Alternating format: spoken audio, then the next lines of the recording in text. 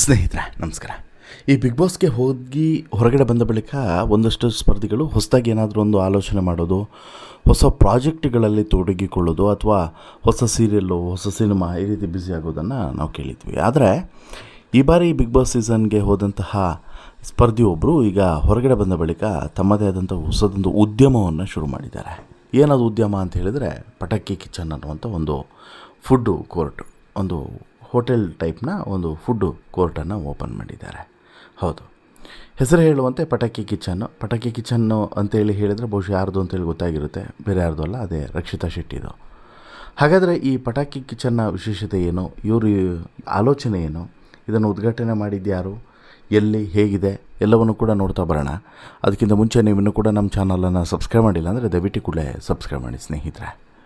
ರಕ್ಷಿತಾ ಶೆಟ್ಟಿ ಪಟ ಅಂತ ಹೇಳಿಬಿಟ್ಟು ಬಿಗ್ ಬಾಸ್ ಮನೆಯಲ್ಲಿ ಮಾತನಾಡ್ತಾ, ಕನ್ನಡ ಸ್ಪಷ್ಟವಾಗಿ ಬಾರದೇ ಇದ್ರೂ ಕೂಡ ಬರುವಂತಹ ಕನ್ನಡವನ್ನೇ ಮಿಕ್ಸ್ ಮಾಡ್ತಾ, ತುಳು ಕನ್ನಡ ಮಿಶ್ರಿತ ಭಾಷೆಯಲ್ಲಿ ಮಾತನಾಡ್ತಾ ಒಂದು ರೀತಿಯಲ್ಲಿ ಎಂಟರ್ಟೈನ್ಮೆಂಟ್ ಕೊಡ್ತಾ ಇದ್ದಂಥ ಪಟಾಕಿ. ಅದೊಂದು ರೀತಿಯಲ್ಲಿ ಈ ಪಟಾಕಿ ಅಂದರೆ ಯಾವ ರೀತಿ ಪಟಾಕಿ ಅಂತ ಹೇಳಿದ್ರೆ, ಈ ಕೆಂಪು ಪಟಾಕಿ ಬರೋದಲ್ಲ, ಆ ರೀತಿ ಪಟ ಅಂತ ಹೇಳಿಬಿಟ್ಟು ಸಿಡಿತಾನೆ ಇರುವಂಥ ಪಟಾಕಿ. ಕೆಲವು ಸಲ ಈ ಪಟಾಕಿ ಲಕ್ಷ್ಮೀ ಪಟಾಕಿಯಾಗಿ ಒಂದಷ್ಟು ಜನರ ಬೆವರನ್ನ ಇಳಿಸಿದ್ದು ಕೂಡ ಇದೆ, ಎಕ್ಕಿಳಿಸಿದ್ದು ಕೂಡ ಇದೆ. ಅದರಲ್ಲೂ ಕೂಡ ಜಾಹ್ನವಿ ಮತ್ತು ಅಶ್ವಿನಿ ಗೌಡ ಅವರಿಗೆ ವಿಪರೀತವಾಗಿ ಕಾಡಿದಂತಹ ಪಟಾಕಿಯೂ ಕೂಡ ಹೌದು ಈ ರಕ್ಷಿತಾ ಶೆಟ್ಟಿ. ಹೀಗಿರುವಂಥ ರಕ್ಷಿತಾ ಶೆಟ್ಟಿ ಈಗ ಬಿಗ್ ಬಾಸ್ ಮನೆಯಿಂದ ಹೊರಗಡೆ ಬಂದ ಬಳಿಕ ಹೊಸದೊಂದು ಉದ್ಯಮವನ್ನು ಶುರು ಮಾಡಿದ್ದಾರೆ, ಪಟಾಕಿ ಕಿಚನನ್ನು ಶುರು ಮಾಡಿದ್ದಾರೆ. ಇನ್ನು ಈ ರಕ್ಷಿತಾ ಶೆಟ್ಟಿ ಯೂಟ್ಯೂಬರ್ ಆಗಿ, ಜೊತೆಗೆ ಬಿಗ್ ಬಾಸ್ನ ಸ್ಪರ್ಧಿಯಾಗಿ ಜನಪ್ರಿಯತೆಯನ್ನು ಗಳಿಸಿರುವಂಥಕ್ಕೆ ಹಳ್ಳಿಯಲ್ಲಿ ಈಗ ಆರಂಭ ಆಗಿರುವಂಥ ಈ ಹೊಸ ಒಂದು ಕಿಚನ್ಗೆ ಬಿಗ್ ಬಾಸ್ನ ಗೆಳೆಯ ಅಣ್ಣನ ಸ್ಥಾನದಲ್ಲಿದ್ದಂತಹ ರಘು ಚಾಲನೆಯನ್ನು ಕೊಟ್ಟಿದ್ದಾರೆ.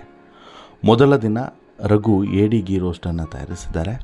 ಇದು ರಕ್ಷಿತಾ ಅವರ ಅಡುಗೆ ಕಾಯಕಕ್ಕೆ ಹೊಸ ಆಯಾಮವನ್ನು ಕೊಟ್ಟಿದೆ ಮತ್ತು ಬದುಕಿಗೂ ಕೂಡ ಹೊಸದೊಂದು ಉದ್ಯಮ ಸೇರಿಕೊಂಡಿದೆ. ರಕ್ಷಿತಾ ಶೆಟ್ಟಿ ಬಿಗ್ ಬಾಸ್ ಮನೆಯಲ್ಲಿ ಸಾಕಷ್ಟು ಜನಪ್ರಿಯತೆಯನ್ನು ಗಳಿಸಿದಂತಹ ಸ್ಪರ್ಧಿ. ಬಿಗ್ ಬಾಸ್ ಮನೆಯಲ್ಲಿ ಅವರಿಗೆ ರಘು ಮತ್ತು ಗಿಲಿ ಜೊತೆಗೆ ಉತ್ತಮವಾದಂಥ ಬಾಂಧವ್ಯ ಬೆಳೀತು. ಈ ಬಾಂಧವ್ಯ ಬಿಗ್ ಬಾಸ್ ಮುಗಿದ ಬಳಿಕವೂ ಕೂಡ ಮುಂದುವರೆದಿದೆ. ಈಗ ರಕ್ಷಿತಾ ಶೆಟ್ಟಿ ಅವರು ಹೊಸ ಹೆಜ್ಜೆಯನ್ನು ಇಟ್ಟಿದ್ದಾರೆ, ಪಟಾಕಿ ಕಿಚನನ್ನು ಶುರು ಮಾಡಿದ್ದಾರೆ. ಹಳ್ಳಿಯಲ್ಲಿ ಈ ಕಿಚನನ್ನು ನಿರ್ಮಿಸಲಾಗಿದೆ. ಇದರಲ್ಲಿ ರಕ್ಷಿತಾ ಶೆಟ್ಟಿ ಅವರ ಅಡುಗೆ ಸಹಜವಾಗಿ ವಿಶೇಷ ಆಕರ್ಷಣೆ ಆಗಿರಲಿದೆ. ರಕ್ಷಿತಾ ಶೆಟ್ಟಿ ಅವರು ಮೂಲತಃ ಯೂಟ್ಯೂಬರ್, ಅಡುಗೆ ವಿಡಿಯೋ ಮಾಡ್ತಾ ಇದ್ದಂಥವರು, ಭಿನ್ನ ಮಾತುಗಳಿಂದ ಗಮನವನ್ನು ಸೆಳೆದವರು. ಸೋಷಿಯಲ್ ಮೀಡಿಯಾದಲ್ಲಿ ಸಾಕಷ್ಟು ಹೆಸರನ್ನು ಮಾಡಿರುವಂಥ ಈಕೆಗೆ ಸಾಕಷ್ಟು ಜನ ಫಾಲೋವರ್ಸ್ ಕೂಡ ಇದ್ದಾರೆ.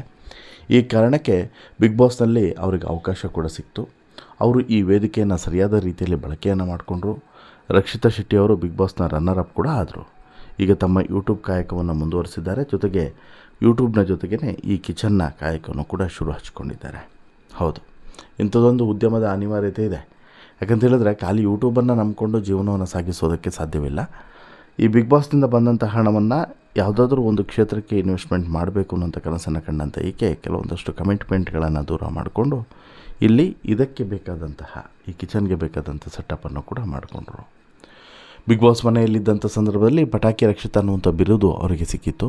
ಇದನ್ನು ಮುಂದುವರಿಸ್ಕೊಂಡು ಹೋಗೋದಕ್ಕೆ ಅವರು ನಿರ್ಧಾರವನ್ನು ಮಾಡ್ತಾರೆ. ಈ ಕಾರಣಕ್ಕೆ ಅವರು ತಮ್ಮ ಕಿಚನ್ಗೆ ಪಟಾಕಿ ಕಿಚನ್ ಅಂತಲೂ ಕೂಡ ನಾಮಕರಣ ಮಾಡ್ತಾರೆ. ಇದನ್ನು ಉದ್ಘಾಟಿಸೋದಕ್ಕೆ ರಘು ಅವರು ಬೆಂಗಳೂರಿನಿಂದ ಮಂಗಳೂರಿಗೆ ಹೋಗಿದ್ದರು ಅನ್ನೋದು ಮತ್ತೊಂದು ವಿಶೇಷ. ಬೇರೆ ಯಾವ ಸ್ನೇಹಿತರು ಕೂಡ ಅಲ್ಲಿ ಕಾಣಿಸ್ಕೊಂಡಿರಲಿಲ್ಲ, ರಘು ಮಾತ್ರ ಇದ್ದರು. ಮಣ್ಣಿನ ಹೂಜಿಯಲ್ಲಿ ನೀರನ್ನು ಇಟ್ಟು ಅಲ್ಲಿನ ಗೋಡೆಯ ಮೇಲೆ ರಕ್ಷಿತ ಫೋಟೋವನ್ನು ಇರಿಸಿ ಅದಕ್ಕೆ ಹಲವು ಕೈಗಳಿದ್ದಾವೆ. ಪಟಾಕಿ ಕಿಚನ್ನಲ್ಲೂ ಕೂಡ ಮೊದಲ ದಿನ ಇದೇ ರೀತಿಯಾದಂತಹ ಒಂದು ಸಂಭ್ರಮ ಇತ್ತು. ಸಹಜವಾಗಿ ಇವರು ಸಾಕಷ್ಟು ಜನ ತುಂಬಿ ಹೋಗಿದ್ದರು. ಜೊತೆಗೆ ಒಂದಷ್ಟು ಜನರ ಡಿಮ್ಯಾಂಡ್ಗಳು ಕೂಡ ವಿಶೇಷವಾಗಿ ಇತ್ತು. ಹಾಗೆಯೇ ರಘು ಅವರು ಮೊದಲ ದಿನ ಅಡುಗೆ ಮಾಡುವಾಗ ಸಿಕ್ಕಾಪಟ್ಟೆ ಎಂಜಾಯ್ ಮಾಡಿಕೊಂಡು ಏಡಿ ಗೀ ರೋಸ್ಟನ್ನು ಮಾಡಿದ್ದಾರೆ. ಏಡಿ ಗೀ ರೋಸ್ಟನ್ನು ಮಾಡಿ ಅದನ್ನು ಸವಿದಿದ್ದಾರೆ ಅಂತಲೂ ಕೂಡ ಹೇಳ್ಬೋದು. ಇನ್ನು ಈ ಪಟಾಕಿ ಕಿಚನ್ನ ಮೊದಲ ದಿನದ ರಘು ಅವರ ಅಡುಗೆ ಎಲ್ಲರ ಗಮನವನ್ನು ಕೂಡ ಸೆಳೆದಿದೆ. ಹಾಗೆಯೇ ರಕ್ಷಿತಾ ಅವರ ಈ ಆಲೋಚನೆ, ಪಟಾಕಿ ಕಿಚನ್ನ ಆಲೋಚನೆ ಕೂಡ ತುಂಬ ಡಿಫ್ರೆಂಟ್. ಯಾಕೆಂತ ಹೇಳಿದ್ರೆ ಆಕೆ ತನ್ನ ಕಾಲ ಮೇಲೆ ತಾನು ನಿಲ್ಲಬೇಕು ಅನ್ನುವಂಥ ಕನಸನ್ನು ಇಟ್ಕೊಂಡಿರುವಂಥ ಹೆಣ್ಮಗಳು. ಈ ಹಿಂದಿನಿಂದನೂ ಕೂಡ ತನಗೆ ಬೇಕಾದಂಥದ್ದನ್ನು ತಾನೇ ಸಂಪಾದನೆ ಮಾಡಿ ತಾನೇ ತೆಗೆದುಕೊಳ್ತಾ ಇದ್ದಂಥ ಹೆಣ್ಮಗಳು, ಒಂದು ರೀತಿಯಲ್ಲಿ ಇಂಡಿಪೆಂಡೆಂಟು ಲೇಡಿ. ಹೀಗಿರುವಾಕೆ ತನ್ನ ಜೀವನವನ್ನು ಮುನ್ನಡೆಸೋದಕ್ಕೋಸ್ಕರ ಏನಾದರೂ ಒಂದು ಸೈಡ್ ಇನ್ಕಮ್ ಬೇಕೇ ಬೇಕಲ್ವ. ಈಗ ಯೂಟ್ಯೂಬರ್ನ ನಂಬಿ ಜೀವನ ಮಾಡೋಕ್ಕಾಗೋದಿಲ್ಲ. ಇನ್ನು ಬೇರೆಯವ್ರ ಥರ ಸಿನಿಮಾ ಸೀರಿಯಲ್ಲು ಅದನ್ನು ಫುಲ್ ಟೈಮ್ ಆಗಿ ಈಕೆ ತೆಗೆದುಕೊಳ್ಳೋದಕ್ಕೂ ಕೂಡ ಸಾಧ್ಯವಾಗೋದಿಲ್ಲ. ಕಾರಣ ಈಕೆ ಕನ್ನಡ.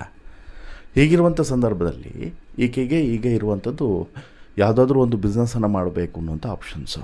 ಆ ಸಂದರ್ಭದಲ್ಲಿ ಈಕೆ ತುಂಬ ಆಲೋಚನೆಯನ್ನು ಮಾಡಿ ನನಗೆ ತುಂಬ ಈಸಿ ಆಗುವಂಥದ್ದು ಮತ್ತು ನನಗೆ ಐಡಿಯಾ ಇರುವಂಥ ಬಿಸ್ನೆಸ್ ಅಂದರೆ ಈ ಹೋಟೆಲ್ ಉದ್ಯಮ. ಆ ಕಾರಣಕ್ಕೋಸ್ಕರ ಇಂಥದ್ದೊಂದು ಪುಟ್ಟ ಫುಡ್ ಕೋರ್ಟನ್ನು ಮಾಡೋಣ ಅನ್ನುವಂಥ ನಿರ್ಧಾರಕ್ಕೆ ಬಂದಂಥ ಈಕೆ ಈಗ ಸಣ್ಣದಾಗಿ ಉದ್ಯಮವನ್ನು ಶುರು ಮಾಡಿಕೊಂಡಿದ್ದಾರೆ. ಇದು ದೊಡ್ಡ ಮಟ್ಟಕ್ಕೆ ಬೆಳೆಯುತ್ತೆ, ಜೊತೆಗೆ ದೊಡ್ಡ ಮಟ್ಟದಲ್ಲಿ ಹೆಸರನ್ನು ಸಂಪಾದನೆ ಮಾಡುತ್ತೆ, ಹಾಗೆಯೇ ಒಂದು ಬ್ರ್ಯಾಂಡ್ ಕ್ರಿಯೇಟ್ ಆಗುತ್ತೆ. ಇವೆಲ್ಲದೂ ಕೂಡ ಇವತ್ತಲ್ಲ ನಾಳೆ ಆಗೇ ಆಗ್ತದೆ, ಡೌಟೇ ಬೇಡ. ನಿಮ್ಮೆಲ್ಲರ ಸಪೋರ್ಟು ಸಹಕಾರ ಆಕೆಗೆ ಸಿಕ್ತು ಅಂತ ಹೇಳಿದ್ರೆ 100% ಆಗುತ್ತೆ, ಅದರಲ್ಲೇನೂ ಕೂಡ ಡೌಟ್ ಇಲ್ಲ. ಬಟ್ ಆದರೆ ಒಂದು ಉದ್ಯಮವನ್ನು ಶುರು ಮಾಡಬೇಕು ಅನ್ನುವಂಥ ಕನಸನ್ನು ಕಾಣುವಂಥದ್ದು, ಆ ಸಂದರ್ಭದಲ್ಲಿ ಸಿಗುವಂಥ ಸಾಥು ಇದು ತುಂಬ ಪ್ರಶ್ನೆ ಆಗಿರ್ತದೆ. ಸಹಜವಾಗಿ ಇನ್ನೊಬ್ಬರಿಗೆ ಆತಂಕನೂ ಕೂಡ ಇರ್ತದೆ, ಎಲ್ಲಿ ನಮಗೆ ಹೊಡೆತ ಬಿಡುತ್ತೇನೋ ಅಂತ ಹೇಳಿಬಿಟ್ಟು. ಹಾಗೆಯೇ ಇಲ್ಲೂ ಕೂಡ ಈಕೆಯ ಈ ಪಟಾಕಿ ಕಿಚನ್ ಅನ್ನುವಂಥದ್ದು ಈಕೆಯ ಊರಿನಲ್ಲೇ ಮಾಡಿರುವಂಥ ಶಾಪ್ ಆಗಿರೋದ್ರಿಂದ ಸಹಜವಾಗಿ ಲೋಕಲ್ಸು ಇಲ್ಲಿಗೆ ಹುಡುಕಿಕೊಂಡು ಹೋಗ್ತಾರೆ. ಹಾಗೆಯೇ ಹೊರಗಡೆಯಿಂದ ಬಂದಂಥವರು ನೋಡೋಣ ನಮ್ಮ ಹುಡುಗಿದು, ನಮ್ಮ ರಕ್ಷಿತಾದು, ಎಲ್ಲೋ ಒಂದು ಕಡೆ ಅವಳಿಗೊಂದು 4 ಕಾಸು ಆಗಲಿ, ಒಂದು ಬಿಸ್ನೆಸ್ ಕೊಟ್ಟು ಹೋಗೋಣ ಅಂತೇಳ್ಬಿಟ್ಟು ಆಕೆ ಕಿಚನನ್ನು ಹುಡ್ಕೊಂಡು ಹೋಗಿ ಅಲ್ಲಿ ಊಟ ಮಾಡಿ ಬಂದು ಒಂದು ಸಂಭ್ರಮದಿಂದ ಖುಷಿಯಿಂದ ಊಟವನ್ನು ಮಾಡೋದಕ್ಕೆ ಹೋಗಿ ಬರ್ತಾಯಿದ್ದಾರೆ. ಹಾಗೆಯೇ ರಕ್ಷಿತ್ ಅವರ ಈ ಉದ್ಯಮ ಸಹಜವಾಗಿ ಎಲ್ಲರೂ ಕೂಡ ಕುತೂಹಲ ಹೆಚ್ಚಿಸಿದೆ. ಅಂದರೆ ಸಹಜವಾಗಿ ಪಟಾಕಿ ಕಿಚನ್ ಅನ್ನುವಂಥದ್ದು ರಕ್ಷಿತ್ ಅವರ ಉದ್ಯಮ ಅಂದಮೇಲೆ ಚೆನ್ನಾಗಿರಬಹುದು ಅನ್ನುವಂಥ ನಿರೀಕ್ಷೆ. ಹಾಗಾಗಿ ಎಲ್ಲರೂ ಕೂಡ ಇಲ್ಲಿಗೆ ಹೋಗಬೇಕು ಅನ್ನುವಂಥ ಬಯಕೆಯನ್ನು ಕೂಡ ತೋರಿಸ್ತಿದ್ದಾರೆ. ಆಮೇಲೆ ಇಲ್ಲಿ ಈಕೆನೇ ಅಡುಗೆ ಮಾಡೋದ್ರಿಂದ, ಯಾರು ಹೇಳಿ, ರಕ್ಷಿತಾನೇ ಅಡುಗೆ ಮಾಡೋದ್ರಿಂದ ಸಹಜವಾಗಿ ಇನ್ನಷ್ಟು ಕುತೂಹಲ ಕೂಡ ಇದೆ. ಪಟಾಕಿ ರಕ್ಷಿತಾನೇ ಪಟಾಕಿ ಕಿಚನಲ್ಲಿ ಅಡುಗೆ ಮಾಡಿ ಬಡಿಸೋದ್ರಿಂದ ಸಹಜವಾಗಿ ಚೆನ್ನಾಗಿರ್ಬೋದು, ಡಿಫ್ರೆಂಟ್ ಆಗಿರ್ಬೋದು, ಬೇರೆ ಬೇರೆ ಮೆನುಗಳು ಕೂಡ ಇರಬಹುದು ಅನ್ನೋದು ಇಲ್ಲಿ ಎಲ್ಲರ ಅಭಿಪ್ರಾಯ.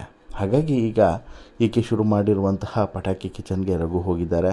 ರಘು ಹೋಗಿ ಉದ್ಘಾಟನೆ ಮಾಡಿದ್ದಾರೆ. ಇನ್ನು ಅವರ ಫ್ರೆಂಡ್ಸ್ಗಳು ಒಬ್ಬರಾದ್ಮೇಲೆ ಒಬ್ಬರು ಹೋಗ್ತಾ ಇದ್ದಾರೆ. ಆಮೇಲೆ ಈ ಒಂದು ಕಿಚನ್ನು ತುಂಬ ಚೆನ್ನಾಗಿ ನಡೀಲಿ, ತುಂಬ ಚೆನ್ನಾಗಿ ಉದ್ಯಮ ಕೈ ಹಿಡೀಲಿ ಅನ್ನುವಂಥದ್ದು ಎಲ್ಲರ ಆಶಯ. ಎಲ್ಲಿದೆ ಏನು ಅಂತೇಳಿ ಕೇಳೋದಾದರೆ ಅದನ್ನು ಕೂಡ, ಈ ಲೊಕೇಶನನ್ನು ಕೂಡ ನಾನು ಡಿಸ್ಕ್ರಿಪ್ಷನ್ಸ್ ಬಾಕ್ಸ್ನಲ್ಲಿ ಹಾಕಿರ್ತೀನಿ. ನೀವೊಂದು ಸಲ ವಿಸಿಟ್ ಮಾಡೋದಾದರೆ ಆ ಕಡೆ ಹೋದಾಗ ವಿಸಿಟ್ ಮಾಡಿ. ಹಾಗೆಯೇ ಆಕೆಗೂ ಕೂಡ ಒಂದು ಬೆಸ್ಟ್ ವಿಶಸ್ಸನ್ನು ಹೇಳಿ ಬನ್ನಿ ಅಂತೇಳಿ ಹೇಳ್ತಾ, ಈ ಪಟಾಕಿ ಕಿಚನ್ ತುಂಬ ಚೆನ್ನಾಗಿ ನಡೀಲಿ, ಈಕೆಯ ಅದೃಷ್ಟ ಬದಲಾಗಲಿ, ಈಕೆಯ ಕನಸುಗಳು ಈಡೇರಲಿ ಅನ್ನುವಂಥದ್ದು ನಮ್ಮ ಆಶಯ. ಹಾಗೆಯೇ ಈಕೆ ಕನಸುಗಳ ಬಗ್ಗೆಯೂ ಕೂಡ ಈ ಸಂದರ್ಭದಲ್ಲಿ ರಕ್ಷಿತಾ ಮಾತನಾಡಿದ್ದಾರೆ. ಕಾಡಲ್ಲಿ ಒಂದು ಹಟ್ಟಿಯನ್ನು ಕಟ್ಟಬೇಕು, ಅದರಲ್ಲಿ ನಾನು ಅಡುಗೆ ಮಾಡಬೇಕು, ನನ್ನ ಅಪ್ಪ ಅಮ್ಮ ಅಜ್ಜಿ ಫ್ಯಾಮಿಲಿ ಎಲ್ಲರೂ ಕೂಡ ಒಟ್ಟಿಗೆ ಕೂತು ಊಟ ಮಾಡಬೇಕು ಅನ್ನೋಂಥ ಆಸೆ ಇತ್ತು, ಅದಕ್ಕೆ ಇದನ್ನು ನಿರ್ಮಿಸಿದ್ದೀನಿ ಅಂತಲೂ ಕೂಡ ಹೇಳಿದ್ದಾರೆ.